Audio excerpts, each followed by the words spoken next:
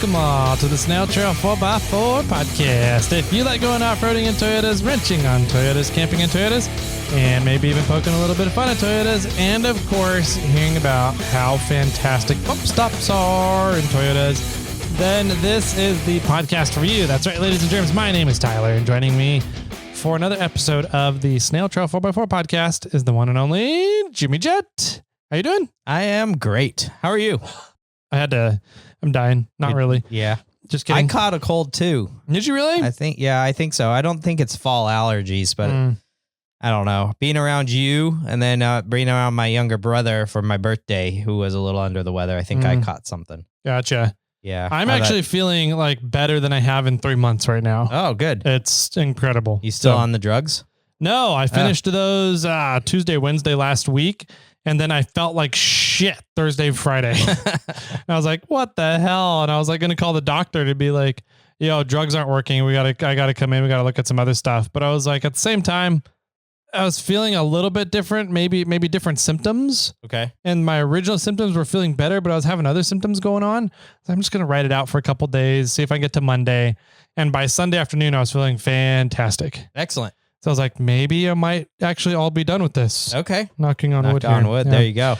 So yeah, it's I'm done with it. 3 months where I was just getting really frustrated at everything and everybody. They didn't deserve it. So yeah, but I didn't. Got a lot of apologies to make. Yes, I do. I'm still waiting, by the way. Nope, not happening. Too funny. Well, we do have a few giveaways going on this month just for you guys out there. One of them is with our interview today. But before we get to that one, we'll start with the reviews. Cool. Yeah, we got reviews over at Apple Podcasts. That's where they're happening at. That's what we are bribing you for. Those reviews, leave a review over there, and you automatically get entered for a chance to win a swag pack and an Onyx Elite membership, 1 year Onyx Elite, once we get to 700 reviews. So at 700 reviews, we will pull a winner from all 700 reviews. One winner is going to win that swag pack, and then we'll do the same thing again at 750 reviews, but this time with a set of tires from Yokohama. Nice. Yeah. Any tire you really want, it just has to be DOT approved and less than a 20-inch rim, and you get a full set of tires from Yokohama. Yep. Pretty cool stuff. And I think we're coming up on it. We should be pretty damn close to 700 now. So yeah, well, I hopp so. I haven't checked in a couple of weeks, so it might already be there. next Thursday, we might have to do reviews, FNGs, birthdays, all the above. Yeah. Cool. Yeah. So this month's giveaway is with DuroBumps, our interviewee or interviewer. This episode, we have a set of bump stops for you, front and rear for your vehicle. Yeah.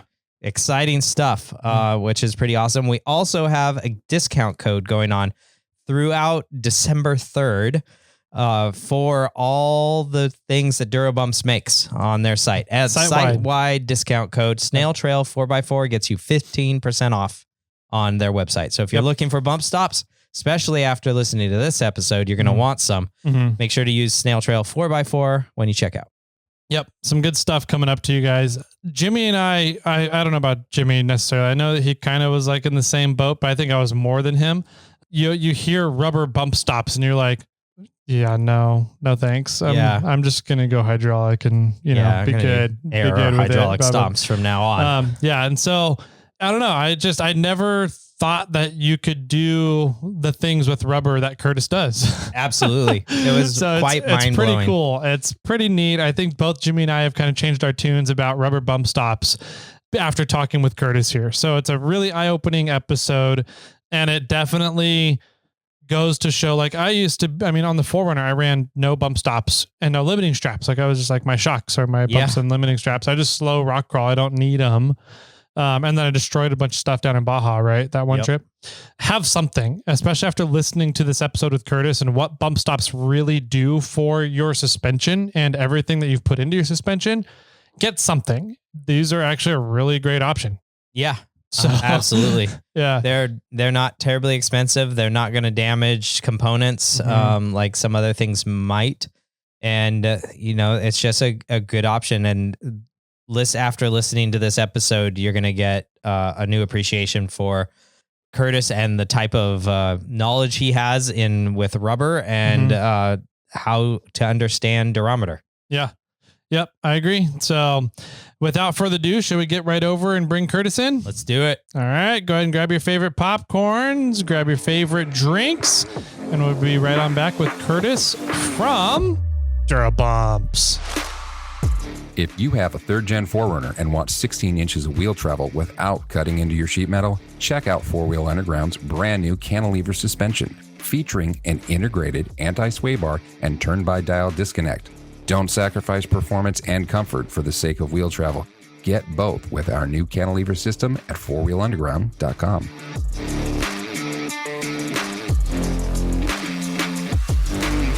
Oh, welcome back, ladies and germs. Everybody out there, this is a fun interview for everybody today. We got Curtis here on the line from DuroBumps. How the hell are you doing, man? Doing very good, guys. Thank you very much. Yeah, for sure. We're excited to get this podcast down. We've done, I don't know if you've listened too much to the show, but we work quite a bit with suspensions. We love suspensions. We love gearing. We love drivetrain stuff. And so I don't think we've ever done any sort of shock, bump stop, coilover company ever before and got to talk really about kind of the intricacies of what those devices do for you. So it's exciting to have you here online and get to share with everybody today about a little bit about what DuroBumps does and how you came to be, your story, right? Right. Well, first off, let's give, for anybody who doesn't know what DuroBumps are, quick elevator speech, 30 seconds, whatever. What is DuroBumps if you're going to run into somebody in an elevator and you have between floor 2 and 10 to tell them about it? What are you telling them? The basics of a bump stop is we are a pillow for your suspension. We eliminate the hard bottom out that's throwing the coffee cup out of the cup holder, maybe throwing the glove box door open, pissing off the wife or girlfriend on the trail. Mm-hmm. Our products smooth out those hard impacts, and the wife or girlfriend might come back out on the trail with you again next weekend. Which may or may not be a goal for some people. Yeah, may or may not be. So we'll just throw it out there so we don't get any. Bump stops protect suspension from overcompression. Overcompression destroys critical suspension components, which is something often overlooked. And I'm excited to chat about that with you guys. They also extend the maintenance intervals of your other suspension components, such as coilover shocks, control arm bushing, tie rod ends, steering racks, and on and on. Nice. Okay. So I love how you kind of put that out as a pillow for your suspension. That makes it a lot more, I don't know, it makes it make more sense to me all of a sudden. 100%. How did you get into DuroBumps? How long has DuroBumps been around, first off? I was tinkering around with making bump stops back in 2017. Okay. I was just on the forums like the rest of us, shooting around messages, following all of our steel fabricator buddies that had wild builds and all kinds of cool stuff. At the time, I was a raw materials consultant for a plastic and rubber manufacturer here in America. Okay. So that's where a lot of my knowledge comes from on physical properties and material types. I used to get sent out to troubleshoot other manufacturers, material processing woes, and just show them techniques and different processes for more successful manufacturing with the materials that we were selling them. Okay. So I was just got into off-road. Well, not just got into. I had a third gen 4Runner at the time. Good choice. I love SUVs are so much better than trucks, right? I love the third gen platform.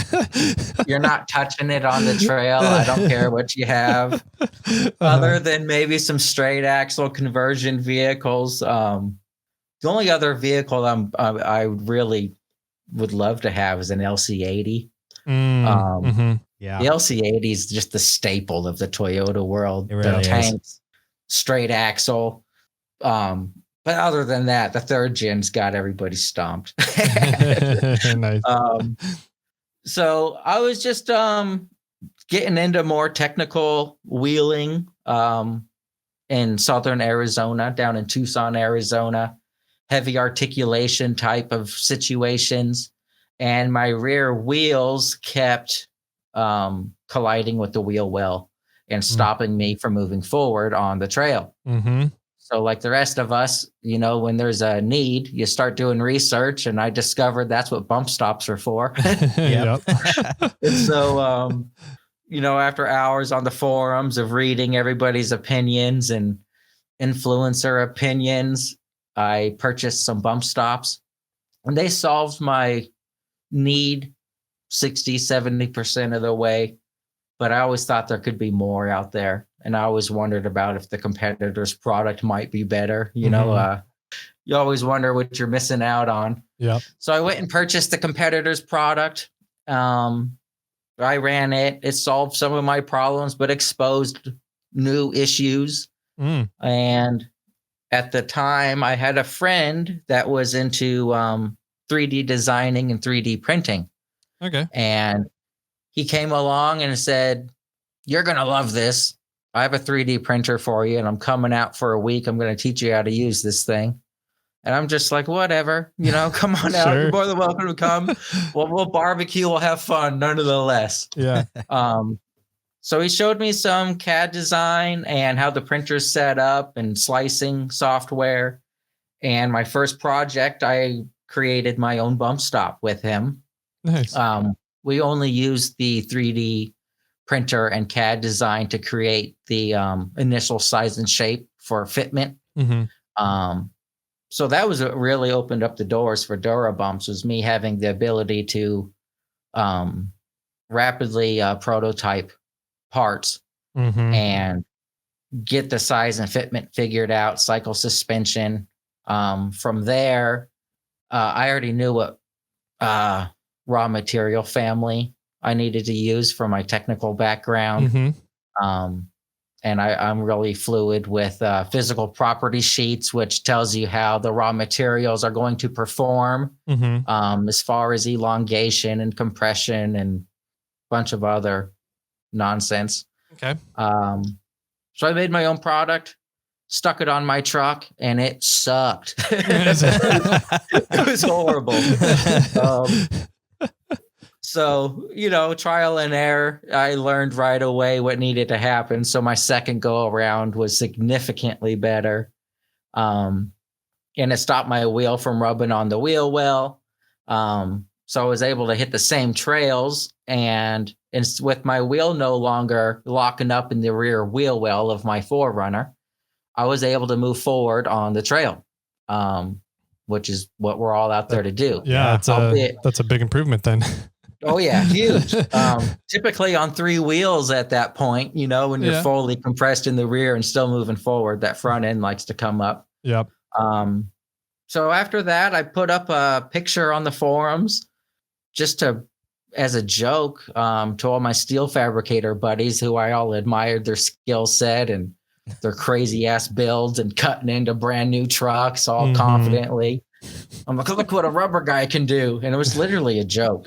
But only my friends really knew that. And so other people on the forums would say, "Oh, can you make me a set too?"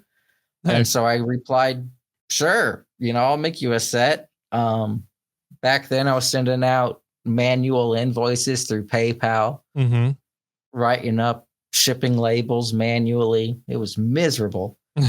And I was just doing it on the side. On the weekends, I would just make a few sets here and there from my house. Were you 3D printing these at the time? I only 3D print the original master, the prototype, just to verify everything fits clearance-wise and I have the right free height. From there, we create molds. Prior to me being a materials consultant, I used to be a mold maker. Sounds like your previous lives are all kind of lining up to lead to this perfectly. It's so strange how it's all come together because all these industries were unrelated at one time in my life. And now here with DuroBumps, it's allowed us to do everything in-house. Nice. And that's what allows us to produce products so quickly, bring them to market quickly.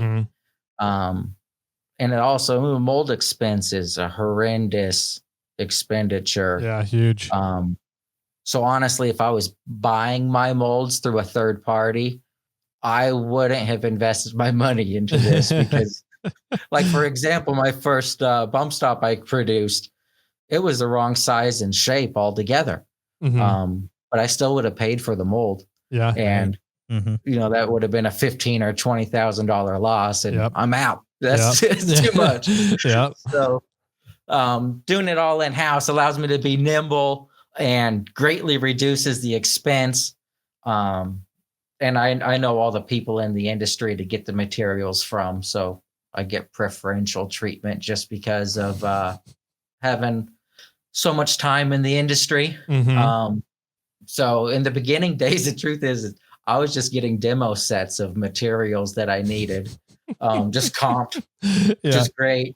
And I only had intentions of making my set for my own truck at the time. I didn't think anybody would ever want to buy bump stops, especially with the available brands that were already on the market. They had the market locked with marketing and just might in general. They're on all the forums, all the social media pages, and the go-to for all of our friends for many years. But like I said, after I ran them myself on my personal truck, there's shortcomings. So we addressed those and came up with 3rd Gen 4Runner rear bump stops was our first product in 2017. And then 2018, I did a Black Friday sale through a couple of the forums like Tacoma World and T4R.org and just a few of the staple Toyota forums.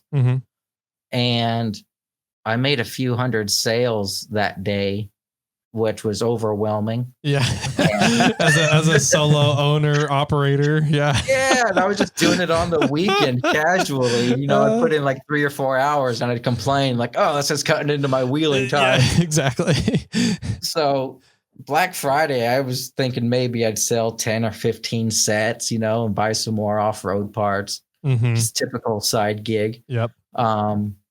So when I sold a few hundred sets, and by that Monday or Tuesday, I already had emails coming in. I haven't received the tracking number. Yep.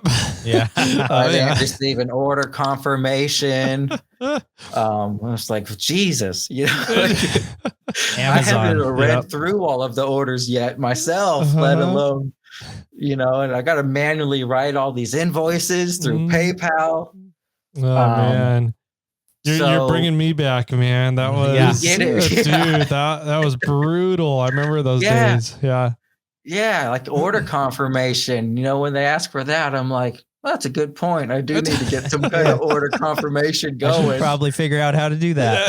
Yeah, exactly. Oh, man. Yeah. I play with chemicals for a living. You guys are asking me for customer service now. Yeah. And it all in hindsight, I don't know what I was really thinking. I want an order confirmation when I place an order online. Yep. So just kind of rolling with the punches. I was fortunate in the beginning years to have helpful customers that were patient and, just understanding.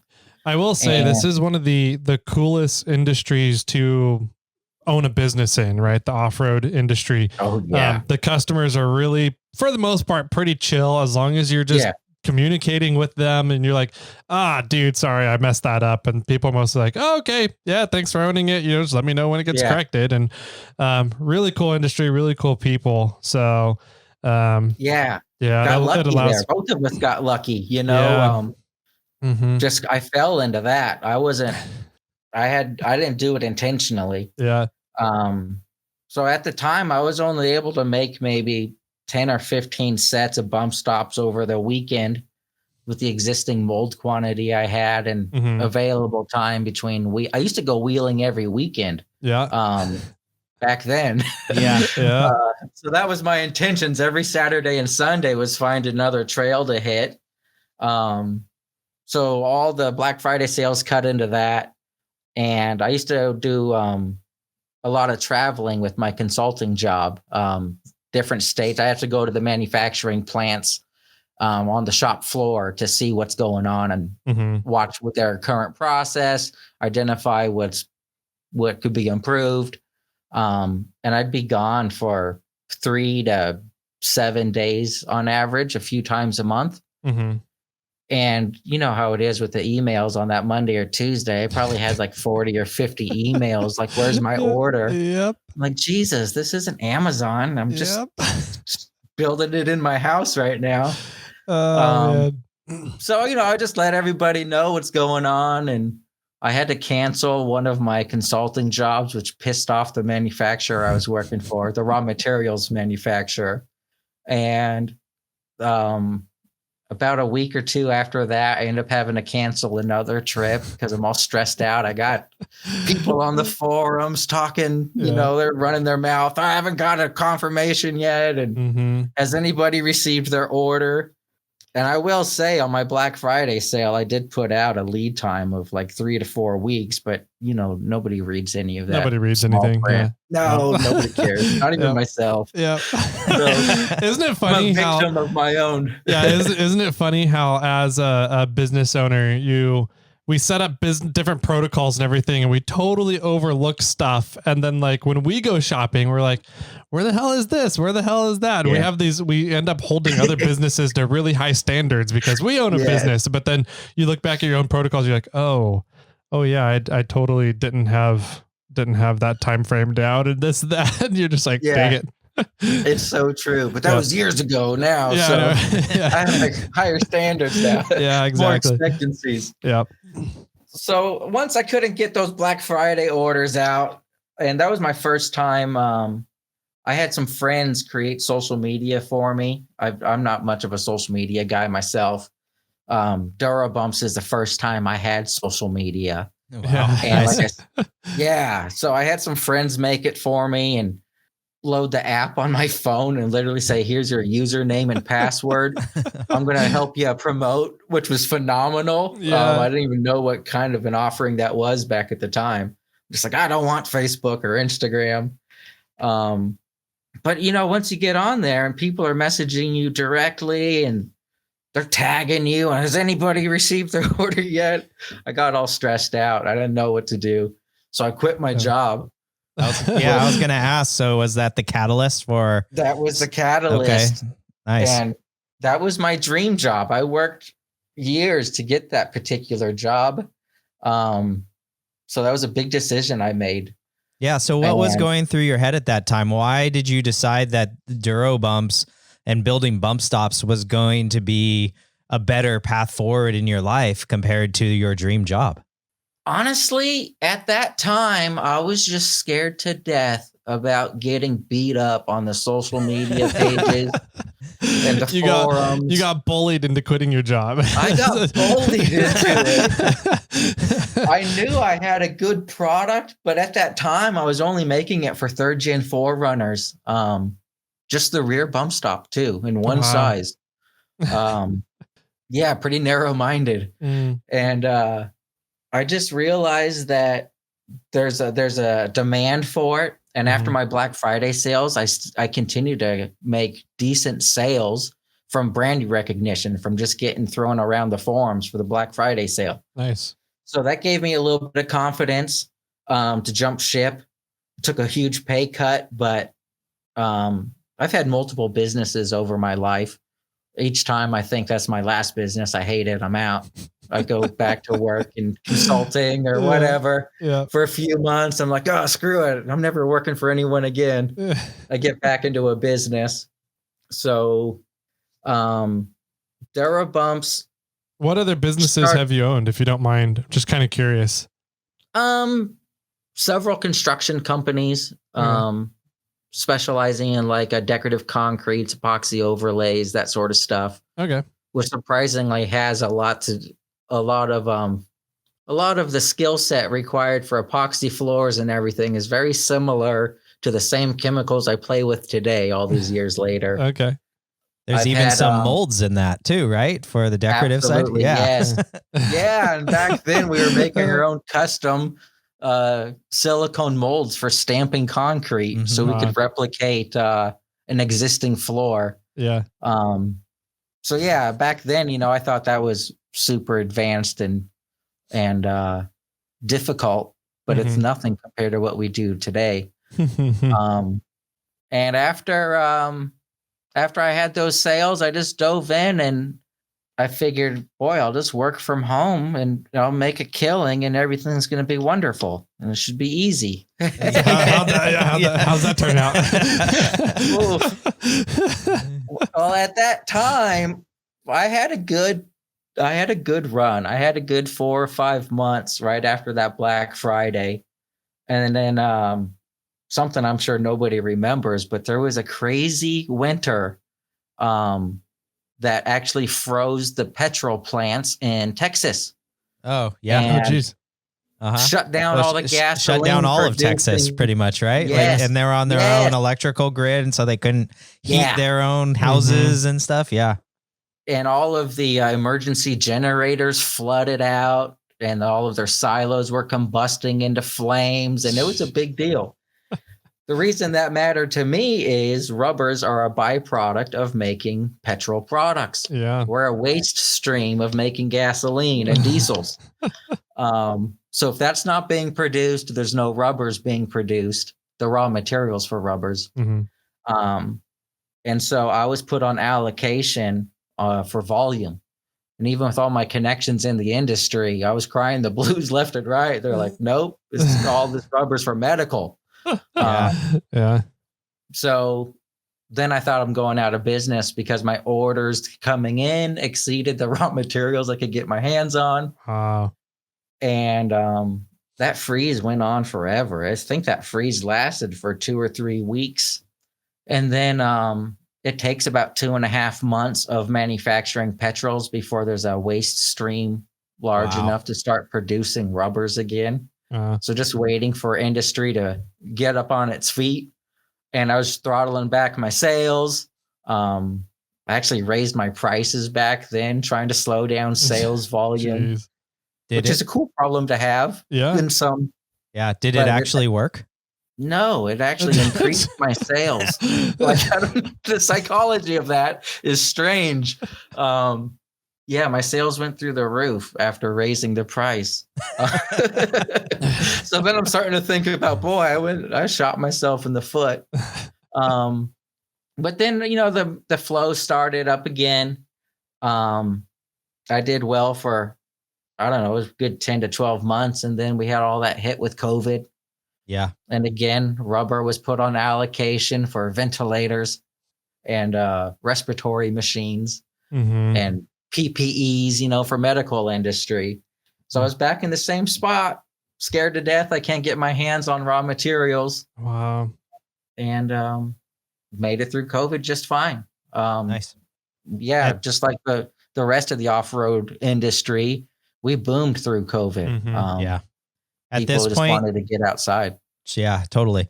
So at this point, are you still only making rear bump stops for 3rd Gen 4Runners, or did you start expanding out pretty quickly? Yeah, I started expanding out really quickly because, 3rd Gen Tacoma owners, they're aggressive, especially in the Tacoma world. And they were running their mouth and they're just aggressive group. They said, screw your 3rd Gen 4Runner. We want products for our trucks. And of course, making products for late models where the volume's at. And I'm a volume guy. I'm a manufacturer at heart, so I love volume. So I started making rear bump stops for the Tacoma. And that was a big improvement on sales volume. And then I created front bump stops for the 3rd Gen 4Runner and the Tacoma at the same time. That's to this day, that's still my number one selling product is the front bump stop for the 2nd Gen and 3rd Gen Tacomas and the 4th Gen and 5th Gen 4Runners. Yeah. The Lexus GX, FJ Cruisers. It's all the same part number. Yeah. So super broad vehicle application. Hindsight, I should have started with that part number. But you started with what you had. Yeah, I started with what I had and what my personal needs were. Mm-hmm. And back then, owning a 3rd Gen 4Runner or a 5th Gen 4Runner was just a dream and way out into the future. I couldn't afford the monthly payments back then. Yeah. I was a 3rd Gen 4Runner guy. Yeah. So are you to this day still only making Toyota bump stops, or are you now doing all manufacturers? We are now doing all manufacturers. We released our Jeep product line from 2007 until current in May of this year. Nice. Okay. Yeah. Thank you. That's all available in front and rear options in 3 different sizes to accommodate any currently available lift. One of the great things about this industry too is it's super small. Yeah. So once you get in and you get a good rapport with the right group, it's just a spider web of networking. Yes. And I've been real fortunate to work with some of the biggest manufacturers in the off-road industry and get their feedback and have them run my products and beat the snot out of it in ways that I couldn't, whether it's skill set or money or balls. Yeah. Some of these guys send it hard in the desert, you know? Yeah. So just getting all that feedback over the years really refined our product and helped us get to where we're at today. The truth today, we are hands down the highest performing bump stop available in the world. The only thing that outperforms DuroBumps is a hydraulic bump stop. And we actually have a few advantages above a hydraulic bump stop. So we definitely have a place in the industry. And when it comes to hydraulic bump stops, one of our newest product offerings is hydraulic bump stop silencers. The only complaint anyone ever has with a hydraulic bump stop is the sound it makes on engagement. Sounds like a hammer on metal. They work really well, but it's loud. Yeah. So we make a product that silences them. It replaces the Delrin pad on the strike surface with our product. We call it DuroBumps No Thuds. So you get all the performance of your King or Fox or ADS hydraulic bump stops with all the silent engagement you would expect from DuroBumps rubber bump stops. Nice. So what is the benefit, some of the features and benefits of DuroBumps compared to other bump stop options out there? I don't know if you want to get into comparing competitor products or just getting into like air bumps versus them, hydraulic bumps versus DuroBumps, that kind of stuff. Yeah. Well, there's 3 of us in the industry that would be considered the leaders. One of the manufacturers uses a microcellular foam. Microcellular foam has a lot of benefits on the physical properties sheet. It's great for lightweight items, and it does not generate heat while it's in motion, which is the biggest attraction. Yeah. I also love the price point per pound for the raw material side of things. I'm a little jealous there. But the truth is microcellular foam is much more suited for making shoe soles, pillows, mattresses, seat cushions in your vehicle. But once it's overloaded weight-wise, it just fully collapses on itself, and it's just a full bottom out. That was going to be my concern with that. I didn't even realize that microcellular foam was a big item use for bump stops. Because I'm like, you have such repetitive duty cycles and such hefty weights and forces impacts with these duty cycles that I wouldn't think that microcellular foam could hold up very long to the abuse. Yes, that's the issue with it. It doesn't wear very well, and due to the physical properties, the manufacturer of that product is aware that they have to create their products with an excessive free height, so that once it's fully collapsed on itself, it's the same height as the OEM bump stop or whatever their targeted bump zone is. So the problem with that is with the excessive free height, especially on these Toyota platforms, we have such a and take this with a grain of salt, but our trucks don't have a lot of wheel travel to begin with. Yeah.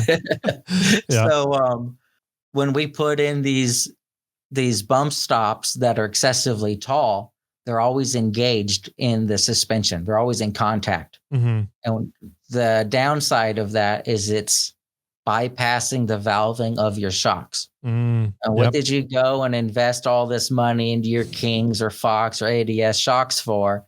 If we're going to put this chunk of foam in between you and all that high-end valving, that's fully oil bath shock. Mm-hmm.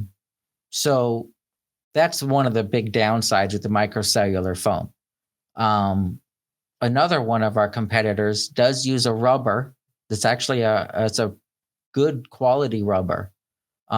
It's a single durometer, and the way they're getting their product to compress or have some progressive dampening, similar to the microcellular foam, is it's a hollow bellow of air, like a beach ball.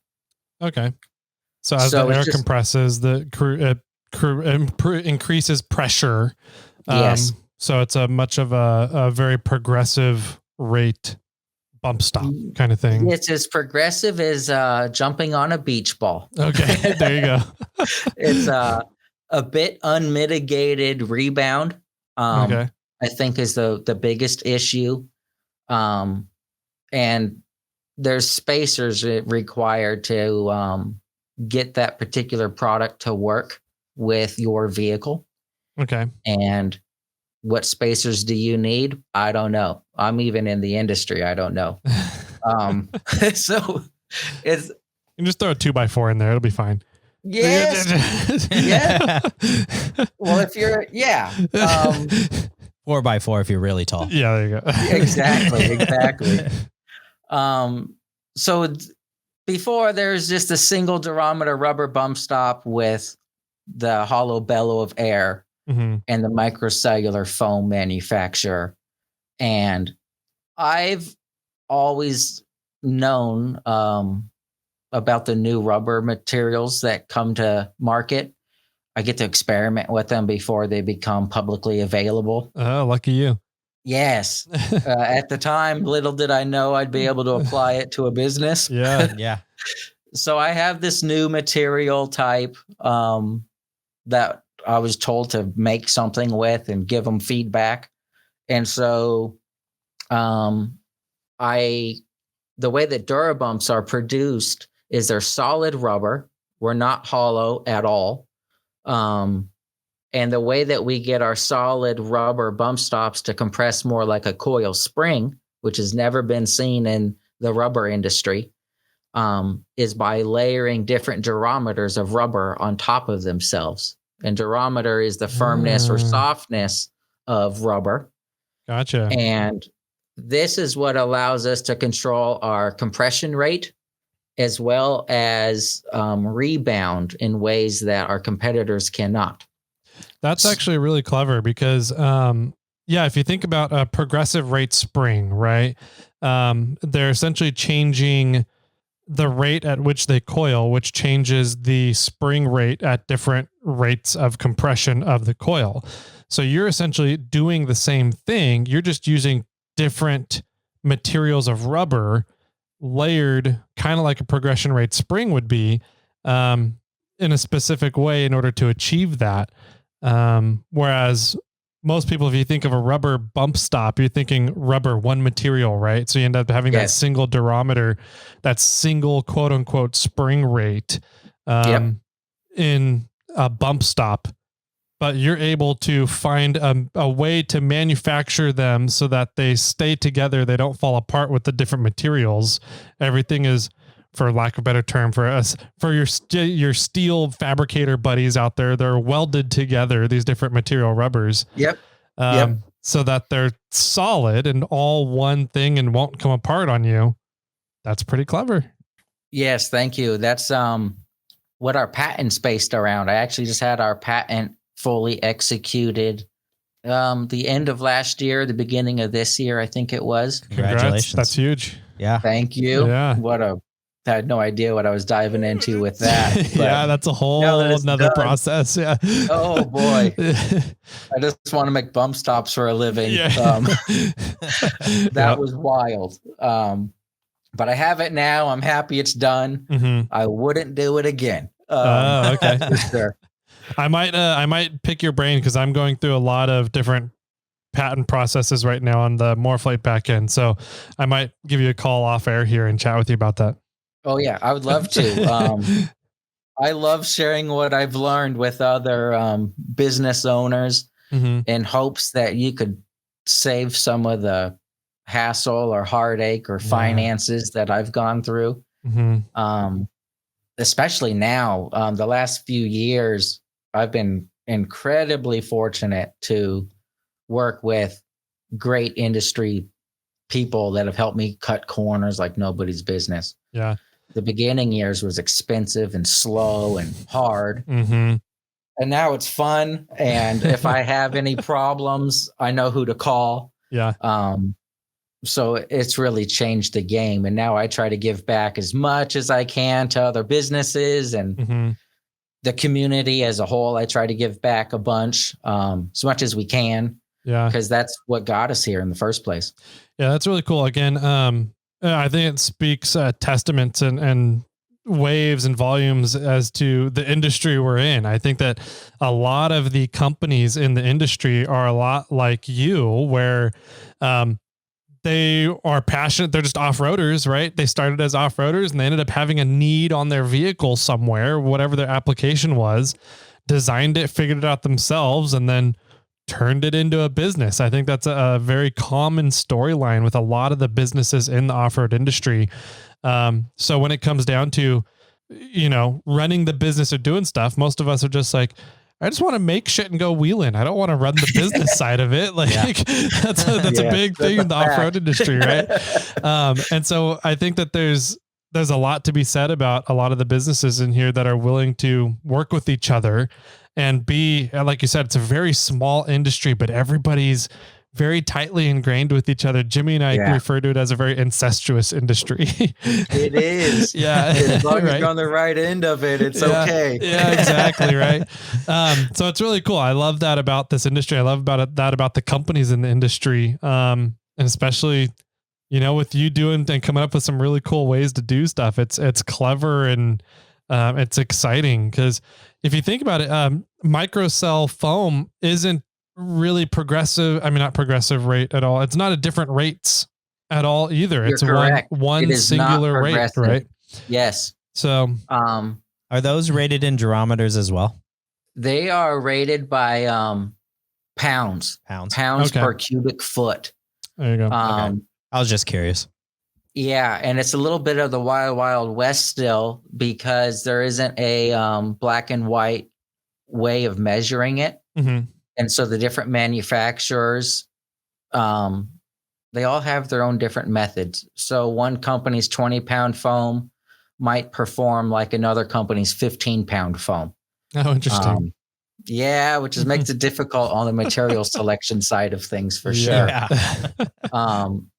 I know quite a bit about the foam world myself because that was one of the material types I used to consult with on the processing side.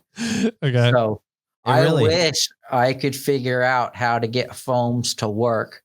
They manufacture way quicker, easier, much faster. And they're probably 25% of the cost of rubber per pound. Wow. So I'm still looking at it. I'm not giving up yet. So yeah, the foams, they have their place, they have a place in the industry. It's just not in the off-road industry.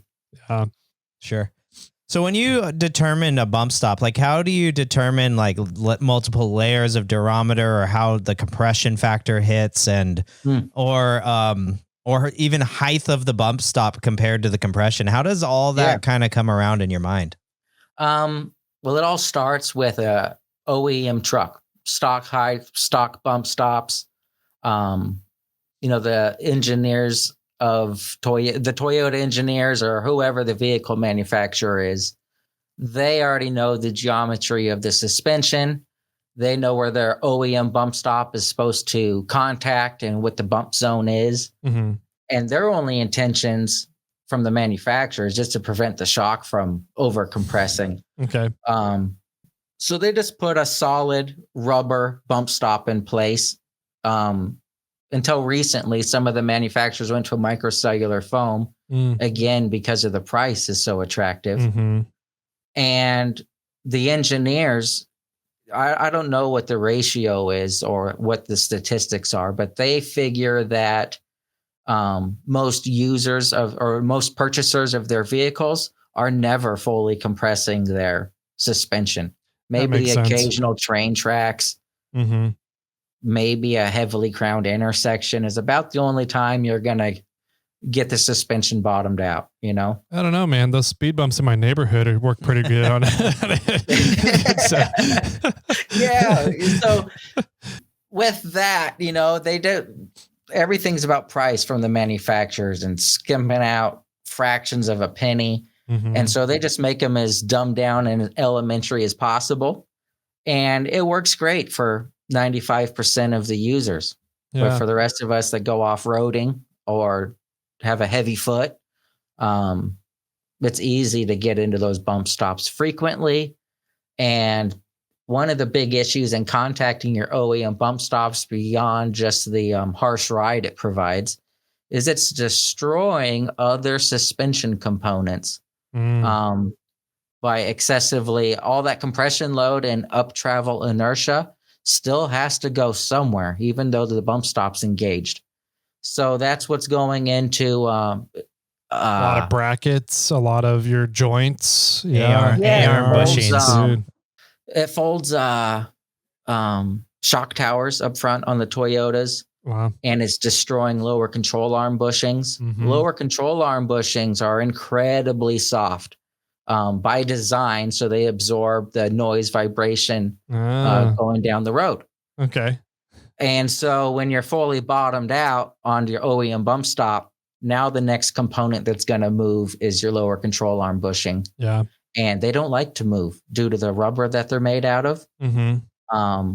And so it just excessively wears them out. And that's when our front end starts feeling loose and unstable, especially under braking. If you're hitting the brakes and your truck's steering by itself, even though your steering wheel's not moving, it could be because that lower control arm's shifting rearwards in its own bushing. Okay. So our products, we start off with the OEM design. Let's say that the OEM bump stop's 2 inches tall, just for a simple reference. Sure. My product would be 3/4 of an inch taller. And the reason my product is taller is that's the additional height that we need to develop so that we could engage slightly sooner and we slow the up travel inertia down prior to providing the ultimate stop. And that's what creates the pillow-like feel. Yeah. And most of our customers never even detect that the bump stop was engaged.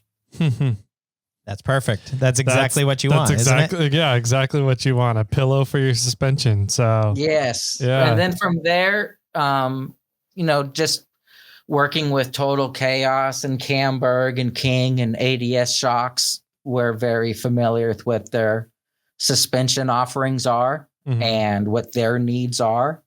And so we just start reverse engineering with all the available lift kits and offering the correct height bump stop to work with the various kits available and various tire sizes that people cram onto their truck.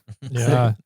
I love it. Well, how do DuroBumps compare to air shocks or hydraulic shock bump stops? Sorry, air bumps or hydraulic bumps in terms of that pillow effect? Because we've talked about the single durometer rubber and the microcell foam.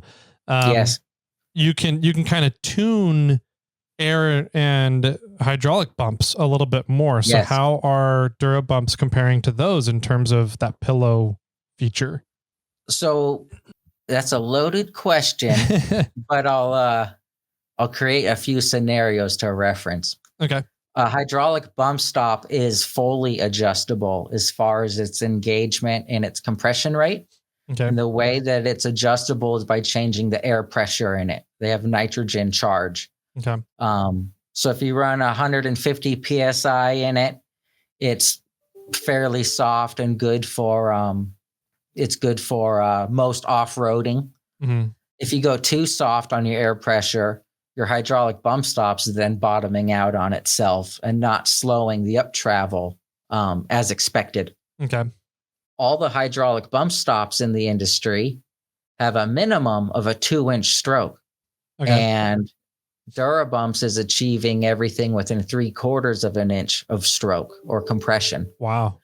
And so on these Toyota platforms that only have a 5.5-inch total stroke of shock up front on, the Tacomas and 4Runners, how do we install a hydraulic bump stop that has a 2-inch stroke without it constantly being engaged?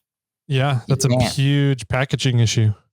And so again, you've bypassed the valving of the coil-over shock that has significantly more shock fluid and dampening ability, and you're just pretty much riding on a hydraulic bump stop.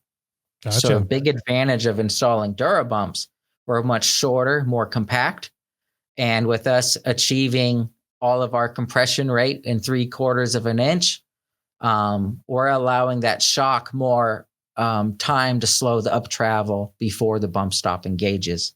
Yeah, you're letting the shock do its job more than the hydraulic would. The shock should be handling 95% of everything. And your bump stops are there for those oops moments, or a squirrel, a rock jumps out in front of you, you run out of talent. Yeah. That's where your bump stops come in. If you're constantly engaging your bump stops, it's a fundamental sign that other suspension components aren't set up properly. Gotcha. That's a good point. Okay, so that's hydraulic. Is that kind of the same thing for air bumps too then? The packaging? Yes. Yeah. Yes. Hydraulic and air bumps is used interchangeably. Gotcha. For the most part. Okay. There are true air bumps, but they work very similar to the hollow bellow of air that I referenced earlier from one of my competitors. Yeah. They're just in a steel body rather than a rubber body. Yes. Yeah. And they're more used in like competition rock crawling and that type of industry. They're definitely not used in go fast race scenarios. That's where hydraulic bump stops come in. Because you can adjust the valving and the fluids and all that, change the air pressure, and it makes a huge change. Another huge advantage of running DuroBumps opposed to a hydraulic bump stop is all of our products bolt into the OEM location. No cutting, no welding. And I'm sure you guys have seen on a lot of these Toyota builds, hydraulic bump stops are outboarded from the frame rail. What that does, if you're actually using your suspension and you need a hydraulic bump stop, you're applying so much load to that hydraulic bump stop that it could actually twist the frame rails from the contortional load applied. Especially a lot of the frame rails nowadays that are a lot of C channels. They're not fully boxed a lot too. So yeah, that's even worse. Yeah. And technically hydraulic bump stops properly installed, they're going to have an engine cage that connects the shock towers to each other to help prevent the frame rails from twisting. And they're going to have reinforcements for the cross members. They'll box in any C channel. And that's all in addition to the cost of the hydraulic bump stop. Yeah. And so how far down this hole, the rabbit hole, do you want to go? Especially for a product that should only be used in those oops moments. You're much better off putting the money into quality shocks and suspension components than you are going off the deep end with a hydraulic bump stop. Yeah. Another thing is hydraulic bump stops make a lot of noise on engagement. It's a hard plastic strike surface coming into your metal control arm. And so it sounds like a hammer on metal. Yep. One of the biggest complaints we hear from our dealers that build a lot of Ford Raptors, not to name drop anybody, but a lot of the full-size trucks go from the dealership and have $50,000-$60,000 in aftermarket parts installed. Mm-hmm. They want the best. They install secondary shocks. They install hydraulic bump stops. And then they pick up their truck all built. It's brand new. It's gorgeous. It looks amazing. And they go load a bed, or they go throw a couch in the bed of the truck for the first time with the wife on the weekend. And now they hear their bypass shocks clicking like nobody's business. Mm-hmm. They hear their hydraulic bump stops making a bunch of sound. And they call the installation shop and say, oh, my suspension's broken. I need to bring it back in on Monday. Have you guys look at it. And 9 times out of 10, what they're seeing is it's the first time they've cycled their suspension. And these poor customers were unaware that all these parts make race car sounds. Yeah. Yes. Yep. Race car parts make race car noises. They do. There's a very few of us that think those sounds are good. Yeah. Yeah. But you're hard pressed to find any girls at the mall looking at you going through the parking lot with bypass shocks. They're looking at you like your truck's broke. Yeah. And good luck convincing them you got 40 grand into it. They're like, whatever. Yeah. Or when you've got a spool in your rear axle and you're coming around a turn in the mall parking lot and it goes chirp, chirp, chirp. And I look at it, I'm like, I know what's going on. Yeah, I like that rig, but everybody else is looking at it like, are you broken? What's going on there? What's wrong with your car? The only attention you get is from dudes that it's the wrong attention. That's funny. So, please correct me, because this is sort of my takeaway, a variation of a takeaway that I'm sort of getting, and I don't want it to be this. So I want you to correct what I'm about to say. But everything you're sort of telling me kind of sounds like you're great on sort of an OEM platform. Like it works great on, you can use it where the factory locations are. If you're building your rig too much, then maybe a hydraulic might be a good thing. But, the DuroBumps are there for like sort of the everyday guy that likes to go out and use his rig a little bit. Please tell me I'm wrong. Well, partially. Okay. This is why we offer so many different sizes. So we absolutely have an OEM size, so you can install DuroBumps on your factory vehicle and keeps the kids happy on the way to and from school every time you're railing across the train tracks. It also extends service intervals on your suspension components. So if you're just accessing trailheads and going to the lake fishing with the kids, DuroBumps are a great addition to your vehicle. We add performance beyond what your shocks alone can provide, and we prevent critical suspension damage to control arms, steering racks, ball joints, all of that. Then on the off-road side or performance side of builds, we got a total chaos kit with some king coilovers. You've just invested $5,000, $6,000, $7,000 in suspension. Your OEM bump stops cannot protect that, and typically are the wrong size, because most of these suspension manufacturers are increasing wheel travel. And when you change the geometry from what the OEM manufacturer designed it for, we have to accommodate the right size bump stop. Prior to DuroBumps, a lot of these bump stop manufacturers used to offer a spacer. So you'd unscrew your OEM bump stop, you put the spacer on, and you put it back together, and it put that bump stop in the right strike zone to work with their suspension. With that setup, it's still rock hard when you come into it. And so one of the big reasons why you saw so many hydraulic bump stops being installed, it was the only option. There was nothing else out here that met the need. So you went from 0 to 100 like overnight, financially and commitment wise. I'm sure you guys are aware, if you weld or cut the frame of your vehicle per the DOT, it's a salvage title. So if you just got a brand new 2024 Tacoma and you weld hydraulic bump stops onto it, you've heard its resale value to the majority of the buyers. Yeah. Unless you find the right high school kid that's looking for an off-road truck, you're not getting your money's worth out of it. Yeah. So DuroBumps don't void warranties. We actually have several dealers that install DuroBumps from the factory. Just, like some other lift kits that they do.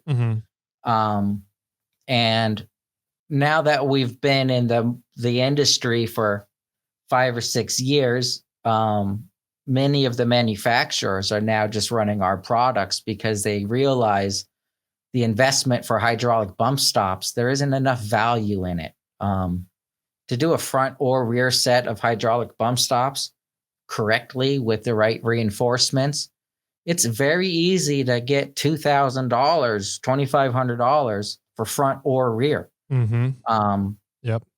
Yeah, I just did my 4Runner with a complete 3-link front and rear 4-wheel underground suspension stuff, and the bump stops were not a cheap part of the whole setup. They were almost as much as the coilovers. I don't want to say as much, but if you factor in the brackets that you have to do for the bump stops, the welding and fabrication have to be put on for the bump stops, they're almost up there, same price as the coilovers themselves. So yes, this is very true. And another big thing to consider is, were they installed correctly?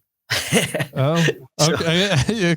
So that's another wild card. And depending on where you live in the United States, you might not have a qualified shop that knows what they're doing. They might install it all. Just doesn't mean it's going to work. Gotcha. You guys are on the West Coast, you have a plethora of shops around you that are experienced because we have such big access to the desert and go fast situations. But if you're up in Buffalo, New York or something, I'd be a little leery about the shops that are installing your hydraulic bump stops unless they have broad experience in other locations, just because they just don't have the experience and the access to the land that we do. Yeah, that makes sense. So how do your prices compare? We're talking about how much hydraulic bumps the total all in can get to for somebody's pocketbook. How do the DuroBump prices compare to those? Yeah, our average retail price point is right around $220 or so. Wow. $220. Everything needed to bolt our product on in the OEM location is provided. And our products on average are producing about 1,500 pounds of compression load, which is by design. We could increase it if we want, but we found that 1,500 pounds seems to be the sweet spot. Then that would be per corner, right? Per corner, yes. That's pretty substantial. That's pretty damn good. It is. We're knocking on the door of a hydraulic bump stop with 170 PSI in it. We have a very similar compression rate, but we're not bending frame rails because we're in the OEM location. And with the bolt-on application, it's real easy for anybody to do it in their driveway or at the apartment complex or whatever in 5-10 minutes. Yeah, you're not having to pay the installer too along with the product. So yeah. Yes, and you can't screw it up. I mean, the only thing you can really screw up is getting the wrong size. Bigger bump stops are not better. So that's one of the big things that I've been working towards in the recent 6 months or so, is trying to get literature and marketing and brand awareness around the fact that because this bump stop's bigger does not mean it performs better. Yeah, sure. It's actually the opposite. We want to install the shortest size bump stop we could humanly get away with, so that we're not interfering with your King Shock's up travel and it's valving. Right. Yeah, that is a funny thing that we're currently struggling with at Morflate, is a lot of consumers just want the biggest, baddest thing, right? When they're shopping, they're just like, I just want the best thing. And especially in the off-road industry, the cry once, buy once mentality is a serious thing. So people are like, I just want to get the biggest, baddest thing. I want to buy it once, cry once, and I'll be set and good to go. And then you're like, no, you don't want the biggest thing. This is not necessarily the best thing for you. Let's have this conversation and educate about what we're really looking to do here.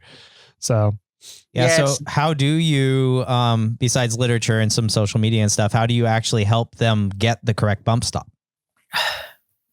By specifying the lift kits that our bump stop was designed for. One of my products we developed with Dobinson shocks for the 4th gen and 5th gen 4Runners. They offer a rear suspension kit that has a 12-inch stroke rear shock. It's a monster size shock. Yeah, that's big for a 5th gen 4Runner.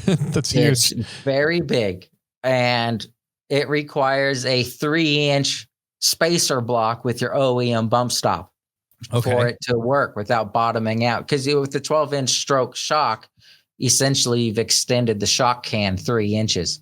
Yeah, wow. Sure. So instead of going the spacer route, we worked with them to develop a bump stop that just bolts in the OEM location, has the additional height they need built in, plus the 3/4 of an inch of height that I need to slow down the up travel inertia. Mm-hmm. And it's been working really well for them. Nice. And it's cool to work with companies like that to develop product around their kits they're offering. Yeah. And so that's kind of been my sweet spot the last 2 years.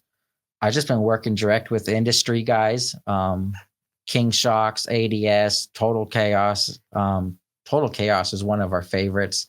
They beat the snot out of their trucks. Yeah, yes, they do. Nicole is not scared at all. She's incredibly talented behind the wheel, and she sends it so much harder than I'm ever going to send it. So you're saying Nicole's got bigger balls than most guys out there? Hands down. Hands down. She's experienced and very talented. Her whole team, everybody over there, they're wheelers at heart.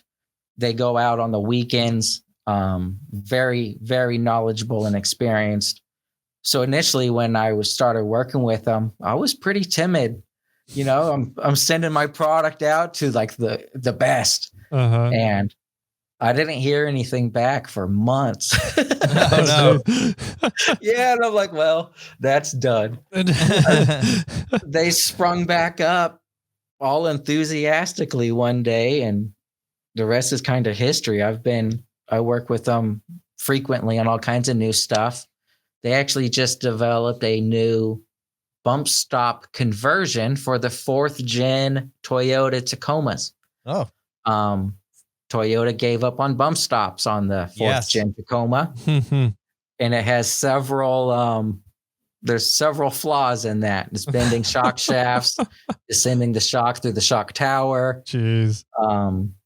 And it's going to destroy lower control arm bushings once these things sit out in the market for 12 to 18 months. We'll see that starting to become a real issue.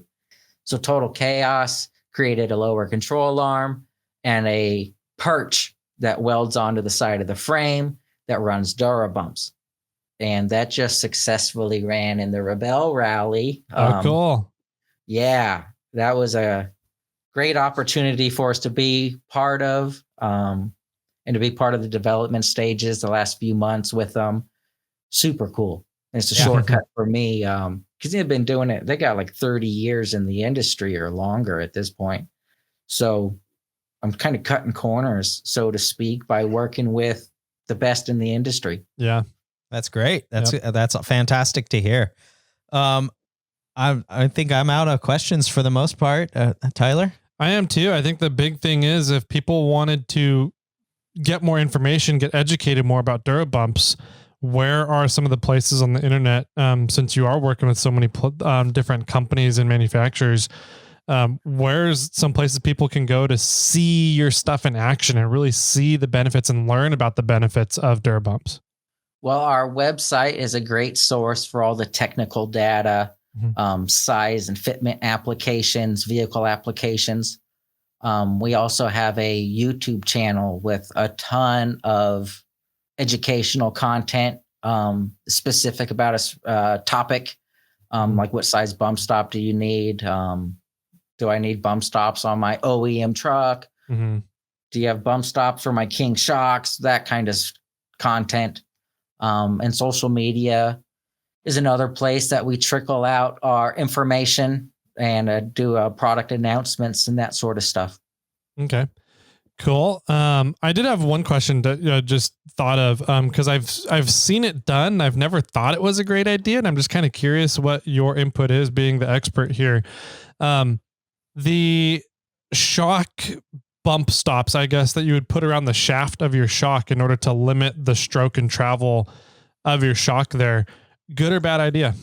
The shock manufacturers provide that to prevent their lower shock eye from blowing through the shock can.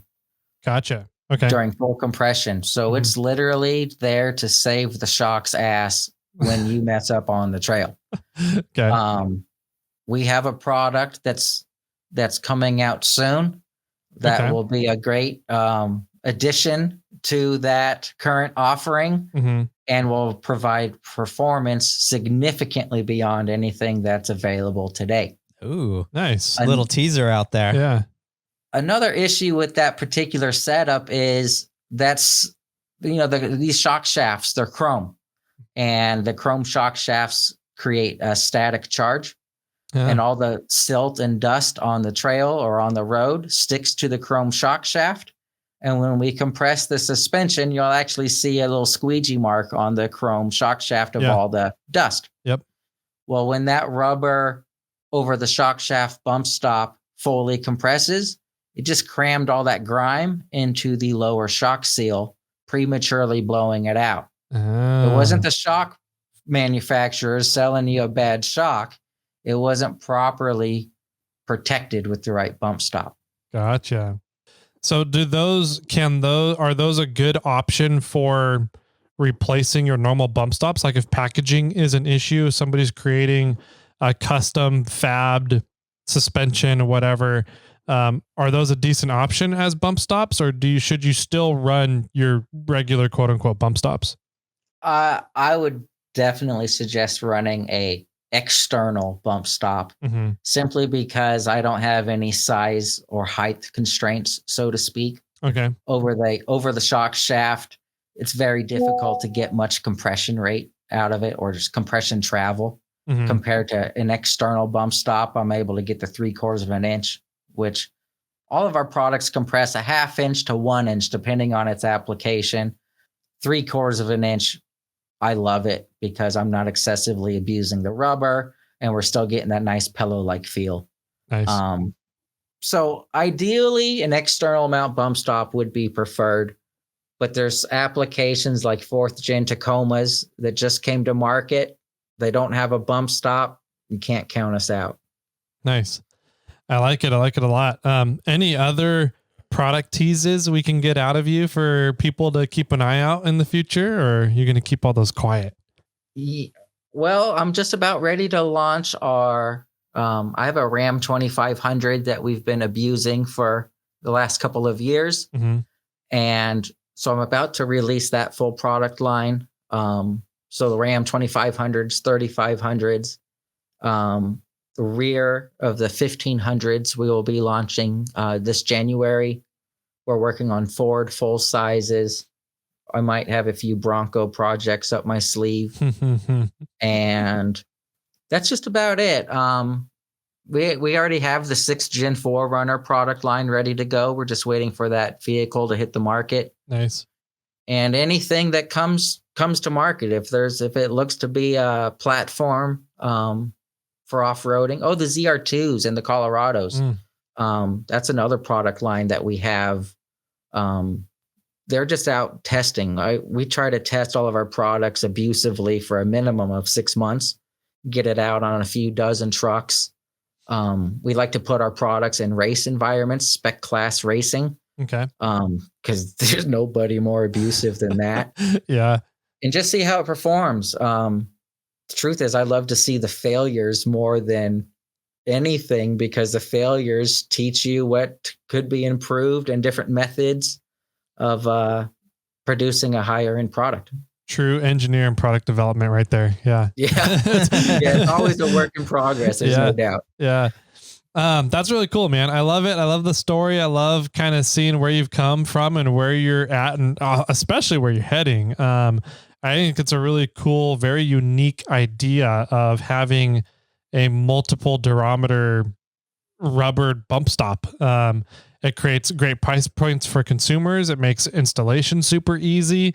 And it makes a very effective product too. So, This has been cool. I didn't know all this about DuroBumps coming into this, so this has been a lot of fun for me, for sure. Yeah, absolutely. Mm-hmm. So to appreciate your time. Thanks for joining us today. Once again, you can get in contact with Curtis on almost anywhere DuroBumps is available. If you want to get into contact with Tyler and I, you can do it on our social media, or you can phone in to our hotline, 916-345-4744. I like it. Now for the time of the show where I get to put everybody on the spot. We'll start with Jimmy. He's used to it, but we'll do final words. So kind of final, just whatever you want to leave somebody with. It could be like, yeah, I'm going to go get nachos after this, and you can totally do that. Jimmy, final words, everybody. I think this is going to mess up my butt dyno. Yeah. Because if everything becomes smooth from here on out, I'm not quite sure how my butt dyno is going to work. Yeah. You got to feel all the things wrong in your vehicle, right? You get to Yes, no joke. Yeah. Curtis, final words for everybody out there. I just appreciate the opportunity to be on the podcast with you guys. I like what you're doing, educating the masses about specific brands and trail etiquette, what the heck they need suspension for, or tire size, and is doing a good service for the entry level people all the way up to the experienced guys to hopefully have them cut some corners and save some money that we unfortunately didn't. Yeah, right. There you go. Well, awesome. It's been awesome having you on the podcast and the show today, Curtis. Thanks for taking the time out of your busy schedule to sit down and chat with everybody. If you guys are looking into DuroBumps, go check them out. Some pretty cool stuff going on.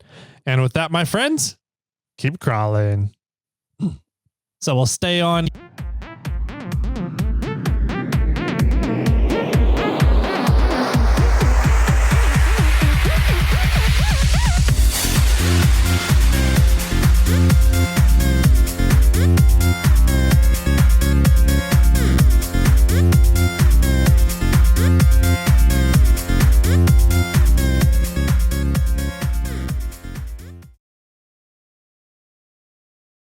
I got one for you. Okay. What is brown and sounds like bell? I don't know. Dung. Sounds like a bell. Sounds like a bell. Oh, okay. You said sounds like bell. Sounds like a bell. Oh, gotcha. Dung. Dung. Sorry. Nice. I need to learn how to read still.